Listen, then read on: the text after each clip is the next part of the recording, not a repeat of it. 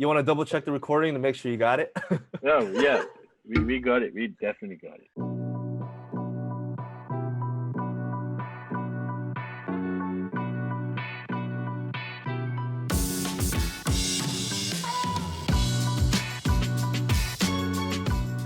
Right, hey everyone, welcome back to another episode of Inconsiderate Insights. At long last, we finally have John back.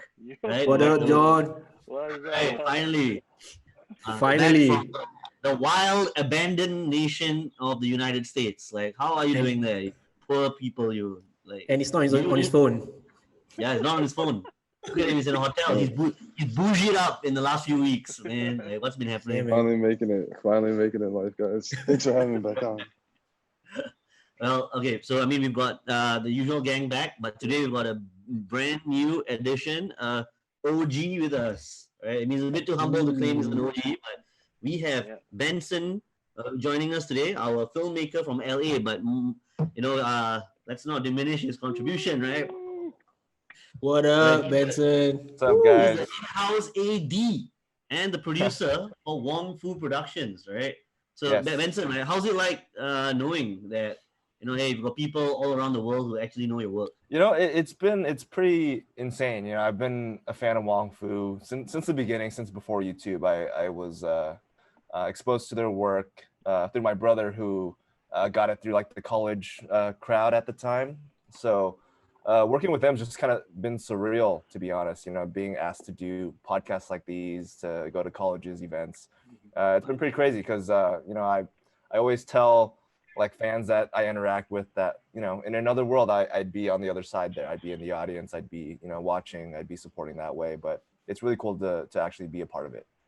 Also, Wong Fu spread through the college scene. That's how it started spreading first. Is that how they got famous?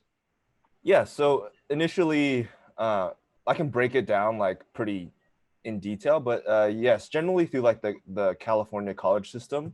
We have a huge Asian population in California, and a lot of their work was just kind of shared, person to person, and even just through like not illegal downloads, but like through downloading software like Kazaa or whatever, and people would just Hey, Kazaa. send the Legend link stuff. to people, right? And then YouTube first came out. They're trying to like promote themselves, promote a movie that they're working on at the time, so they would travel to other colleges with significant Asian populations and Asian like student organizations, and that would be the way that they would share their videos, like physically going out, if not like sharing with their friends that have moved to other colleges. And then once YouTube came out, then things just kind of changed, and they hopped on that quick and just kind of blew up from there. So when you were involved, were you a student back then, or had you already graduated from CSU? So I started in 2015, so I was a year out of school at that point. Interesting. Okay, and let me guess, are you first generation Asian American? So the way they do the generations is kind of confusing in the U.S. I was born in the U.S. My parents were born in Vietnam. Right. So some would say I'm first generation born in the U.S. or second generation, sometimes even like 1.5 generation. But I was born in the U.S. Yeah. So how did they respond to you going to film school?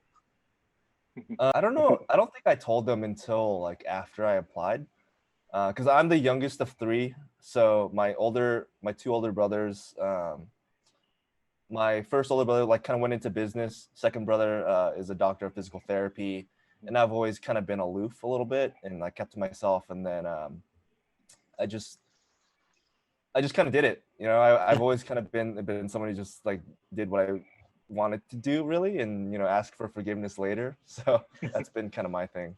So I get the privilege, or like the younger child privilege. Oh, wow. So wow, I mean, yeah, they can get away with everything, man. Yeah. Okay, well, I think one thing we want to know is like, especially in this COVID-19 pandemic, right? So the production process, everything has changed. So what's changed for you mostly, at least, are you coming up with your own original works at the moment, or is it still mostly Wong Fu Production stuff at the moment? At the moment, in terms of like, it's for the most part still Wong Fu. I do every now and then take freelance gigs here and there just to like, supplement the income and then help, colleagues in the area. But for the most part, it's fully Wong Fu. We are currently writing a few scripts, trying to get back into the production. We are trying to write some shorts, kind of starting from scratch almost. Like, because are you all allowed to shoot anything on the outside? we are allowed to shoot, but it obviously is pretty risky. Definitely, there's no like big productions, union movies or commercials going on. So there's a lot of smaller productions that are going on now, and then it's just up to them to take the precautions they need to take. So we haven't shot anything since March. We shot one thing about like the Netflix password, and that was like The Zoom really call video. like within the first week of quarantine for us here. And even then, it was essentially just Phil and Taylor that were shooting that whole thing, and we got like remote footage from our friends to contribute. So even with that, we had like kind of a quarantine set in that regard. Yeah, how But now challenging we're was that kinda, shoot? honestly, it wasn't too bad. It always helps in pre-production for us to just kind of plan around all those different hurdles. So like we went in with a pretty good plan, and everybody was completely comfortable. They could film themselves. We coached them through web chats or whatever for directing. They sent us their footage and we just cut it together. So it was actually pretty seamless. Everybody was very cooperative in that regard. Yeah, it's been really interesting to see like how everyone within the YouTube space has adapted. Because I mean, in film in general, like everyone just had to shut it down completely. But with more like DIY YouTube businesses, it's like you've had to just essentially adapt completely to the times, and especially with people that are usually had larger teams, it's been interesting to see which ones have like worked around challenges to their sets and figured things out. And I think one thing is that it does make you very thankful to like still have a team to work for and like a system to run with your like coworkers and stuff like that during this time. Yeah, and beyond that, just having an audience is just been so great. Like we've been able to transition like our lunch break show, our weekly show, like remotely to a format like this where we shoot remotely. And then we're lucky to have a Patreon following. So when the sponsor deals all kind of went out the window, our Patreon, they supported us through this, and people supporting through our store. That's been super helpful. So hopefully we can get back into doing some bigger projects soon. That way, we can keep the company alive and afloat. But when for us here in Singapore, when they started we call it a circuit breaker instead of a lockdown. I was in the middle of acting school when that happened, and so we had to transition to acting classes entirely online. And I realized that a big part of the fatigue, because at the end of the semester, we'd have a showcase, right? Like we'd all put on like a little play, a one person act, and the main fatigue was actually the setting up and recording yourself. So even if it's a 3-minute long piece, it would take, you could only perform like maybe 3 to 4 takes in 2-3 hours, because you take so much out of you to get lighting, everything just right. Like from a production standpoint, like, which department do you think has really struggled the most? Like, because you guys have a bit of a bird's eye view on things. That's interesting, because I just I've been doing a lot of research into what like the new protocols are, and there hasn't really been much updates since June, and I don't think there's been too many articles about productions that are going on right now, like the results of if there's any like cases. So it's hard to tell. Like what I've been hearing though from like other colleagues is that a lot of times they start the day with all these new protocols, testing, whatever, but we all know how production goes. Once you're off schedule, once you're behind by like one thing, it's just like it's go. It's like to stop an entire set to be like, okay, everybody, let's check your temperatures, let's wash our hands, let's wipe our butts, whatever. It's like I can see how that would quickly get tossed away. So like I've been hearing about things like, oh, by the time it's lunch, it's just kind of back to normal, and nobody's really caring about the virus at that point, So I'm reading it's like they want to test on these union shows. They want to test 3 times a week, every day for certain crew members, certain casts. So I don't know. It's still kind of a learning process for everybody. Okay, so typically on this show, one thing we really want to cover, and I can see Bal loves to jump in on things like this, issues of culture, whether it's a pop culture thing or a subculture thing, or whether in this case the Asian American culture. So maybe this is a broader question for both you and John. Like in all the years that you've been doing Wong Fu, right, or all the years you've been doing social media work, do you feel like there's a kind of, is there a shift in the kind of preferences of content, the things that Asian Americans like to see? How's that evolved? What's things? How have things changed in your experience? Good question. When you Good started question. out now? Yeah. Great question. I would love to hear your answer first. Yeah. So your question is like how has like the type Your of content observation of things. changed? Yeah, your observation of things, Yeah. the preferences of the youth, like the Asian American youth, they changed in like the last 5 to 10 years. I think to kind of make it more general so that it's not like specific to races, like how has like your audience view of your content has shifted and made you evolve over time. I think let's put it simply like made you evolve. I think knowing Wong Fu last time was like those kind of like romantic comedy content, like videos that have like those kind of like oh I love you, but then like I'm not gonna show you, like some rom-com, and then like have some like learning kind of a message behind it. But then like how has it like from then evolved to Wong Fu now?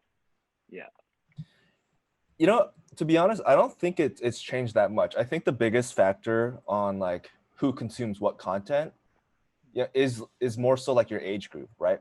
So at the time when Wong Fu, when they were still in college or fresh out of college, they made a lot of content that was geared towards that age group, right? And they saw it do well, and you have a lot of kind of like runway to play with that. But now that like Phil and Wes are a little bit older than that, like they're thinking about their families, getting married, having kids, right? So like their idea of content is actually kind of shifting towards that a bit more mature content. So like that's why we made shows like Yappy and things like that. But then they brought in Taylor, myself, Chris, Jen, and the rest of the team, and we're kind of like a younger chunk, right? So then we can kind of fill that gap of that college aged content, right? And we know that like the high school stuff always does well. Eventually when we do have kids, maybe we'll make more parent related content. So I think it's more so like it's a direct relationships to what's going on in our like personal lives in our age group, and I think that has the biggest effect on the content, because like we can't make content about like a group that we don't have knowledge of, right? Like so are you guys trying to straddle that two worlds, like, or is your demographic growing up along with you guys? Or are you still so I've been thinking about this a lot lately too, just like having more time to think, right? A lot of times like when you start to have a family, your focus shifts towards raising your kids. So it's less more about consuming content and more about raising your kids. So like the way they consume content, the older you get, it gets different. So I understand that. Like I know that college people, they want to procrastinate, they don't want to study, they want to go watch YouTube, be entertained, right? Same thing for the high school age, they just want like short form content that's fast, TikTok, whatever. But like as you kind of age through, your focus shifts away from entertainment and more towards like your career, finances, raising a child, whatever. So I can see why there would be like a dip, And that's kind of like with the decision that a lot of media companies often have to make, is whether or not to maintain their audience base or grow with their audience base at the same time. It's a very interesting like place for YouTube, because a lot of people just still, I mean, you look at the large explore page who's popping off, it's still people that are under 21 years old. Like it's very difficult to, and we always use the comparisons to like Nickelodeon or like a kids channel.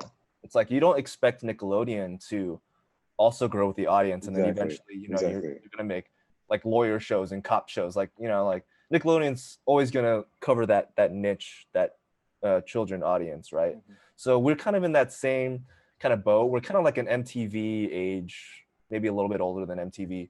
So like we know what our niche is, and I guess the more difficult thing is like once we're fully out of this age group, like how do we adjust? Like will we still feel connected to that demographic, or will we have to hire another group that kind of fits that demographic. Hey man, hey man, you just gotta throw more sex scenes into the video. That's how John you knows age it what's up up. very quickly. Hey, but John, you didn't answer your bit. Like, Yeah. you gave Benson here. Well, what are your thoughts on it? Like, what's the evolution in your eyes? Oh, I mean, yeah, it's a very similar thing. I mean, I think it's the same dilemma is part of our daily conversations as well, in terms of like, we are at a point where, you know, you're in your 30s, you want to make content that you feel inspired by, but to an extent you feel trapped by the fact that your core audience base is what you built up over years and years of your times when you were a much younger person. And so you obviously don't want to give up the audience and the income stream, but you also want to adapt and change. And it's a very challenging game because YouTube is very unforgiving, right? Like, you've seen creators just completely fall off the map, and you've seen some creators maintain a change, but the change is usually very difficult and challenging. And so, you know, I think that's part of the reason why we even moved, was just because sometimes you need to be in a change of scenery and a change of location just to be able to help try to drive that change forward. Oh man, that makes perfect sense. Well, but okay, so what do you guys think is the biggest challenge? Like, is it more of the qualitative change, like in terms of the topics covered? Because I see Wong Fu, like you guys have, like, you know, from what we described earlier, like the more romantic centered kind of episodes, and now I'm seeing things about a conversation about Black and Asian solidarity. So is it like, you know, you guys are moving towards like even activist theme stuff, a bit more hard hitting topics, right? But is it, from my understanding, sometimes the challenge is just the shift from short form to long form. That alone is a bigger challenge than the actual qualitative stuff. What do you guys think is a bigger challenge? For the most part, honestly, like, we make content that we want to make first, and then we kind of think about, you know, what the audience will respond to second, right? So like, and it all depends on the time. You know, a lot of people know Wong Fu for the romantic shorts, but like, if they really go and look, it's maybe like less than 10% of all of our content, right? I would say a majority of our content is just like day-to-day comedies, right? So like, technically by percentage, we should be a comedy channel, but we're known for the romantic stuff because, like, you know, nobody else really makes that stuff. And it's really dependent on, like, yeah, our personal life and our personal experience. So like, when a romantic short comes out, it's probably because Phil or Wes is, like, they're going through that at that time, or like something were to come up where they're inspired to tell that story, right? In terms of like the more social issues that are coming up, you know, obviously we've had a lot of dialogue in the States coming up, and people wanted to hear our views, and, you know, it's relevant, so we did what we could, and we did it in our style. You know, we didn't want to come out and just like we don't want to be a reactionary channel, because that's very difficult, you know, and it's very hard to take things back, right, once you say them on the internet. So we always try to approach things, analyze it first, and then kind of react to it, right? How much do you view the importance of like being socially active with your content nowadays? Like, it is one of those things where, you know, when you have a platform, there's almost a sense of burden and responsibility to, you know, speak out about issues, be a leader and an activist in that sense. Like, how much do you view that to be important in terms of the work that you do and your guys' platform positioning?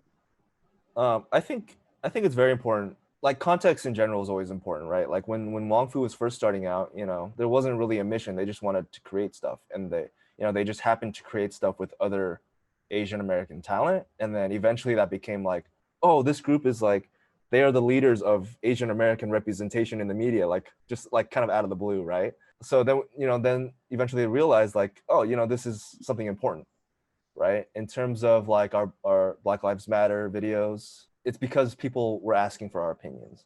For the most part, we understand our niche, right? We're the Nickelodeon of this genre, of this romantic comedy genre, and we know that that's what people come to us for. But, you know, people also come to us for our personality and for our thoughts.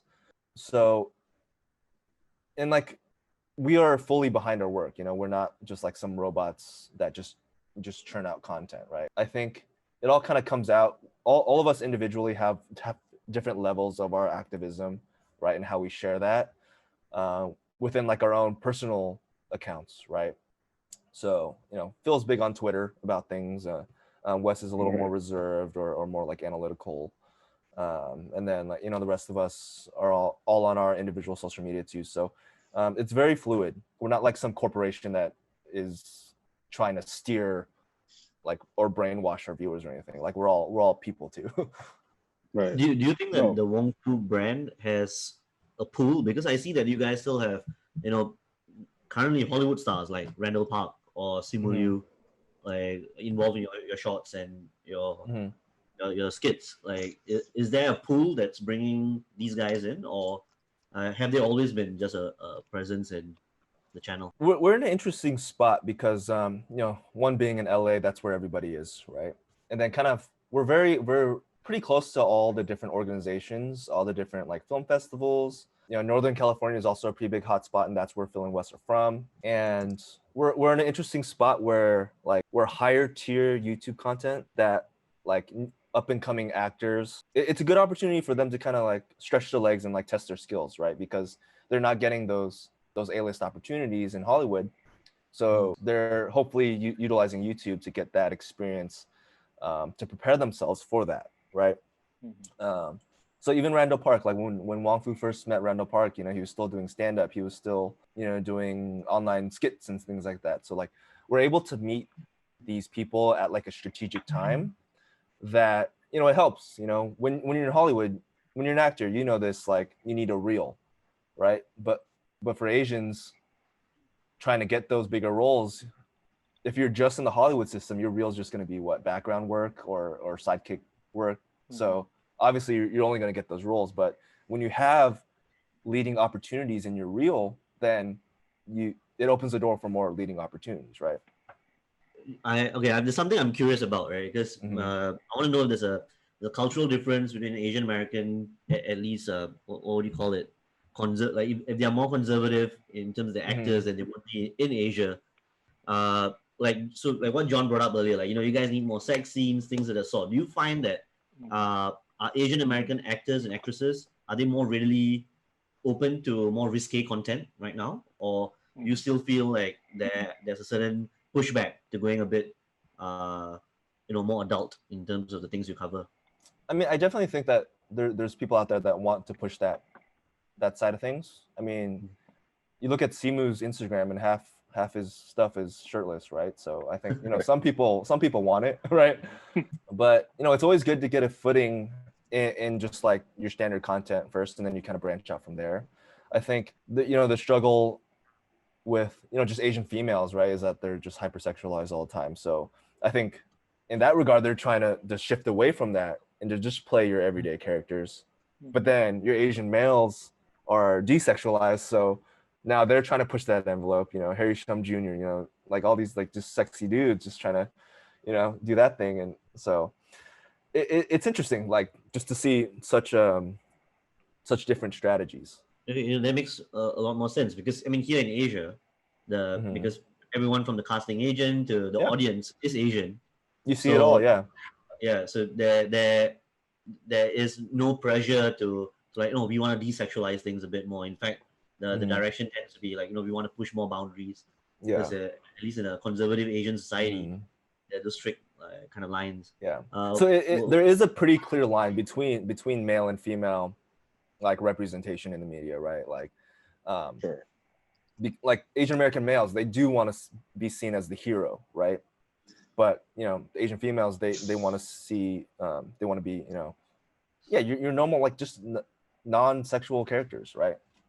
Which is interesting. Well, it's a huge dichotomy in the fabric of Asian American society, right? Like, it's indicative, and that's why there's an order of importance on, as filmmakers and as creators, on like how you represent the people that you're putting on the screen, because that's what changes the perception over time, and that's why what you guys have done is really important. It's really cool, you know, seeing how many careers you've launched that are changing the perception and the tides of things, like moving things in that direction. That's kudos, and I think we just have a lot more to go in terms of that direction, you know. I'm curious. This is I remember this was one of the first questions I asked you when we first met up. But like, you know, if anyone's watching this and they're trying to make an impact in society, I guess as a filmmaker, what advice do you give to like people that are just starting out, that might be like Asian Americans themselves trying to do something special? I mean, if you just kind of break it down from the beginning, I think the first is, you know, consume content, right, and learn from a variety of different types of content. You know, expose yourself to different things. And then one, or I guess two, share that content. When you gain something from that, share that with other people, right? And then it just kind of builds up from there, right? The next thing you do, you buy a ticket to an event, and maybe you support an artist through Patreon, or you buy their merch, right? You don't have to be in the entertainment industry to do that. You can be anybody to support that. It's the same way that you would support, the Avengers, right? I think it's just that, in our side of things, we don't have these like marketing budgets to go do that. So our marketing really relies on our viewers. So if you like this kind of content, if you're a viewer, and you want to see more, you really got to put in the work, and you can share it and help spread it. And then hopefully some of that will start to bounce back, So, Benson, I have a question for you. Like, what is like the thing that you're consuming right now, individually for yourself? Like, what's been feeding your mind when it comes to like creative and all that? What inspires you, like at this point in time during the pandemic? At this point in time, for the most part, I like to watch a lot of DIY stuff. I like to learn DIY? skills. DIY, yeah, like do it yourself. Okay. Like those just like- life hacks stuff. Exactly, and all just that. like basic skills to have. Like Okay. I've always been like a prepper, or like being a producer, being kind of right. So this is So it's your like- time, man. It's like, what we're in the brink of an apocalypse right now with this pandemic, right? And I don't want to be calling a plumber, to come fix my toilet. It's like those kind of things. It's like just knowing useful skills, I think, has always kind of been my thing. Yeah, I think one of the things that this pandemic does is like everyone's like doing all this DIY stuff themselves. Like they're fixing their own stuff. Yeah. Like for me, myself, like before I sleep, I will watch those jungle guys who creates like swimming pools. Yeah. And Oh my those- god, dude. those are mind blowing I shit love for me. those man. guys. Yeah. It's I'm crazy. gonna go hop in my pool right after this, that I dug in my lawn. But are they from What, Thailand or from 27,000 Sri Lanka? feet Where are they from? Is it like those guys I have that no idea, man. they And sometimes I think they're from the Amazon. I thought they were from where you guys. I thought they're from Singapore. we don't have. It's right behind the block, man. Like, they're digging the hole right now. So my backyard. But those are crazy, like crazy intricate, like to be able to do that. I mean, like I think Yeah. the content that we're all watching right now, I think because like everybody's so connected digitally, has increased our consume of content, even to a point of creation. Like I think TikTok is blowing up right now. It's going crazy. Yeah. I think the things that I'm seeing in TikTok, like I don't know why, like I want to see creative stuff, but I'm seeing like the dark side of it, like too much curves going around, and it's like, what's going on, man? But then like we know that there is a positive impact that TikTok can create, and I'm always trying to see like how can we do. Haziq here has been like reviewing Xiaomi products on TikTok. Yeah. I've been doing that. Hey, so Benson, like what are kind of the contents that you put out on TikTok? Do you have a TikTok account, yeah? I do have a TikTok. I'm doing this program right now called Learn on TikTok, and right now I'm putting out videos related to just like the film industry and tips there. I'm about like a week in, and releasing almost every day, just a little tip here and there for people. Dude, what's the handle, man? Benson Quach. So my full name, Benson Quach. All right. My normal handle for everything else is Benson Q, but for some reason somebody has Benson Q on TikTok. I don't know. The kids are smart, man. The kids are smart. I don't know, man. I was too late. Nice. Yeah. So you're putting out value, man, on TikTok. Yeah. I think that's how it works. So I'm not active at all on social media, to be honest. But I'm trying to do my part. I'm trying to contribute to the cause. Hey, you're getting brand deals over here, so I wouldn't say that you're not you're not active at all. Yeah. How are you keeping in shape during quarantine? How am are I you doing keeping now? in shape? Define shape. In what shape? Well, I'm looking at these TikToks, and you're looking pretty buff in all these TikToks over here. So. There's filters for that, and I'm a filmmaker. I can. Yeah. We just Photoshop ourselves, right? The body For sure. double. Have you still been training BJJ? The gym I was going to actually just opened up, but things are just too risky right now that I haven't really been training. Mhm. And also, you know, jiu-jitsu is kind of expensive, so in this time it's like you're not too certain where the money's coming from. The government's not really helping us out right now, so I'm just kind of holding on to every dime I got at the Do you follow Jocko Willing, the Navy SEAL? Jocko moment. Willing. I've seen some videos. I don't follow him closely though. Yeah, because like almost all of his videos about BJJ, and I'm like, Yeah. you watch it long enough, and you want to sign up for a class. Hey, if you can do it, try it. You know, it's a good skill to have for sure. Dude, some people say it look like him. I don't know why. I'm like, Jocko. what? Yeah. Okay. So basically, I think as we all know, recently Singapore just had the general elections, and as we can see Damn through, and actually through campaigning, each party has their own manifesto, right? And as creatives, the the word on the street is that we are always constantly comparing how each political party is actually sending their message in terms of their PR, in terms of their video content, in terms of like their campaign. So I think America is going to go through an election end of the year, right? Like, do you In think November, do you think like as a YouTuber or as a content creator, like are you able to steer or to help deliver a message based on like your preferred? I mean, I think the difference between Singapore and America we see is that we are like spectators, but I feel like the power of voice in America is much more stronger to a point like, like if there's someone that you can support, you can actually push and you can actually create a message for them, and then you can actually like amplify their stance. So I think my question is like, Mhm. as a creative, like how do you feel if let's say Wong Fu were to embark on this journey? Like what would you be doing? And would you be want Mhm. to participate in such a movement? Mhm. Yeah. That's an interesting question because like we are a small team. We only have about like 8 full-timers. It's not like we have like a full team that could to constantly, you know, research and fact check and, Oh, do all these stop. things. The You're a small team. I don't know what I am then. yeah, it's a big responsibility, and that kind of opened up a lot of things in my head about just like the media in general, right? Yeah. You hear this like, oh, the media is very manipulative, right? The liberal media, right, is trying to push an agenda. But like if you break it down, the media is just a product, right? It's consumed by people. People Yeah. consume products that they like, Yeah. right? So if a piece of content does well, it's because the people watching it appreciate that. So so if there's like a piece of political content that does well, that's because those viewers also agree with that, right? So it's not necessarily there is manipulative media, right? There is media that is trying to brainwash you, that is trying to convince you. And I think that's something it's very subtle. It can be very subtle, and that's something that we need to teach our populations about, right?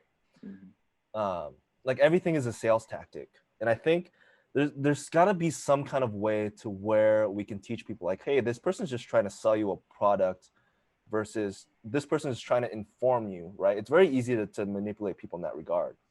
But so like when you have, you know, an entire political party or leaders that are saying, oh, fake news this, fake news that, they are also part of the media, right? So like they're also saying that they themselves are fake, you know, like what separates them, because they're doing the exact same thing on the other side.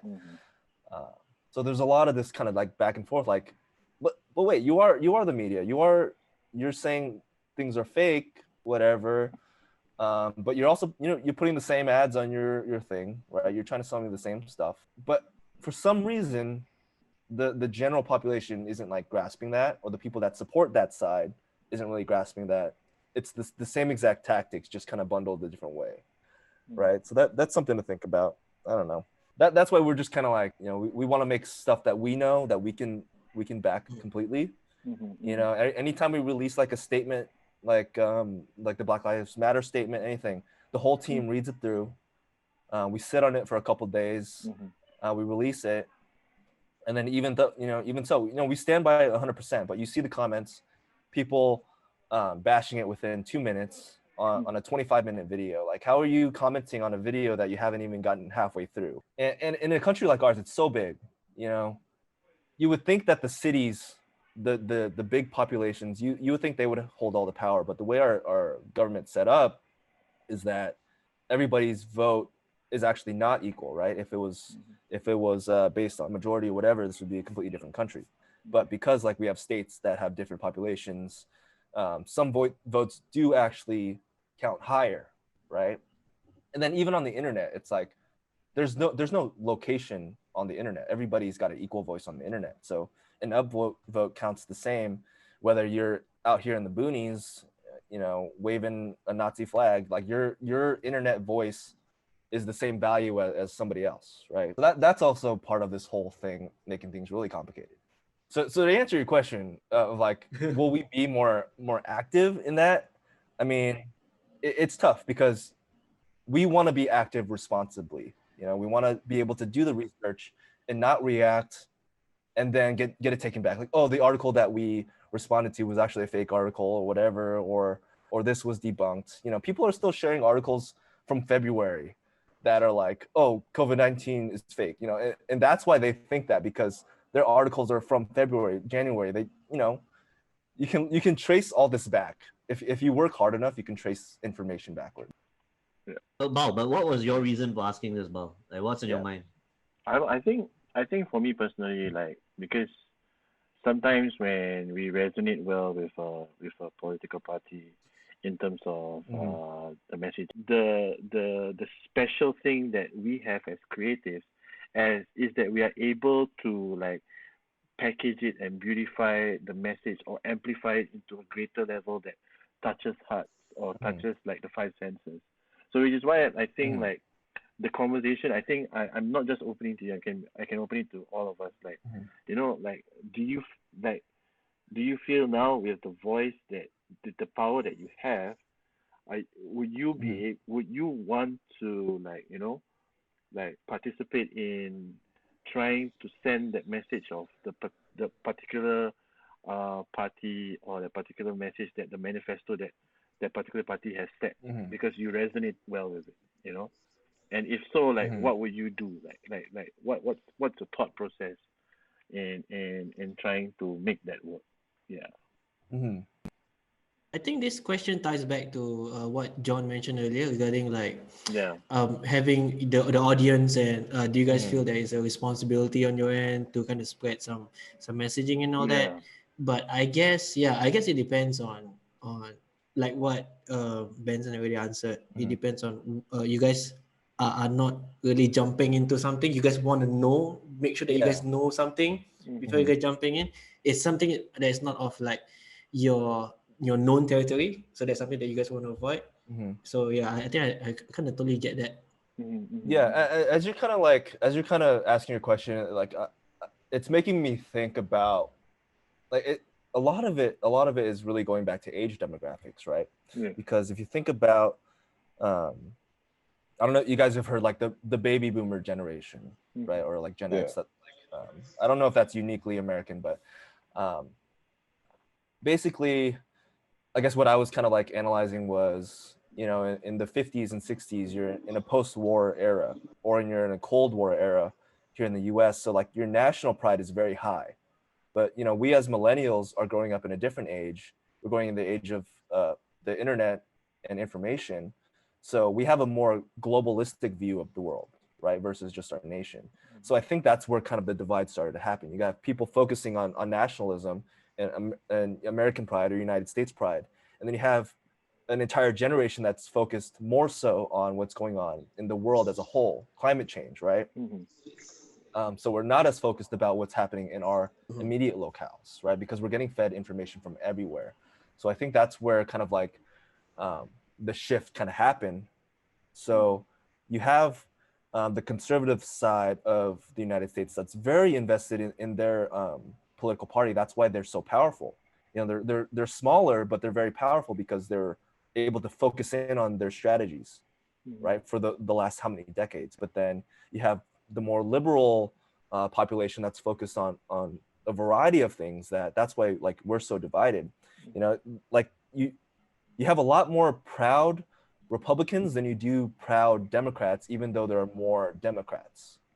Does that make sense? Right. Mm-hmm. Right. They're more Right. vocal. Exactly. Right. So like, yes, I align with the liberal side, but I have no pride in calling myself a Democrat, because what that implies is I am proud that I'm dividing a country, you know? Like I am Yeah. proud of like dividing myself amongst age groups, because, you know, the older population is more conservative. Yeah. Like I'm not proud of that at all, you know? Like this generation is the generation that raised me, Yeah. right? And it's also dividing me from the younger generation that I will have an impact on, Mm-hmm. right? Yeah. So once you have these at least in America, the party lines for me, it's like it is politics. If we can get around it, if we can find a way to work together and compromise, I think that's the ultimate goal. Like regardless of what party you are, Yeah. you know, the goal should be, you know, I guess yeah. When you're saying, you know, Singapore is the ultimate goal, I think we should think that as a country, you know, versus just our party, and as a planet, you know, versus just our country, right? I mean, that's my thought. And eventually, you know, when aliens come here, it's going to be our solar system and whatever, right? It's like, Yeah. it's everything, Aliens exist. right? They're laughing at us right now. They're laughing at us. They're getting this feed right now. Like, Right. So with that, I think we can wrap it up for today. oh, So okay. you know what, Benson, why don't you give us the plug, right? Where can our viewers find you? What's an upcoming project you've got, and anything else you want to shout out? So yeah, in terms of Wong Fu, you can find us at Wong Fu Productions everywhere, or Wong Fu Pro everywhere. We're on all the social media platforms. We are working on some original scripts right now, so be on the lookout for that. Hopefully in the next like month or so, we'll start releasing content. We still release our lunch break show every Thursday on our second channel, More Wong Fu. In terms of myself, Benson, for the most part, all my handles are Benson Q. TikTok is Benson Quach, but everything else is Benson Q. All right, Benson. Oh man, thank you so much for coming, and it's good reconnecting, and just really looking forward to seeing how you guys navigate the rest of the path out for the rest of 2020. And likewise, really and thanks fun, for having me. Yo, Thanks for Benson, having me, was guys. there any? Keep an eye on you, man. What's that? Yo, Benson, like, was there any plans for you to come to Singapore, like to Asia especially? Yeah, I've been wanting to check out that airport for like the longest time. Airport? But now, yeah.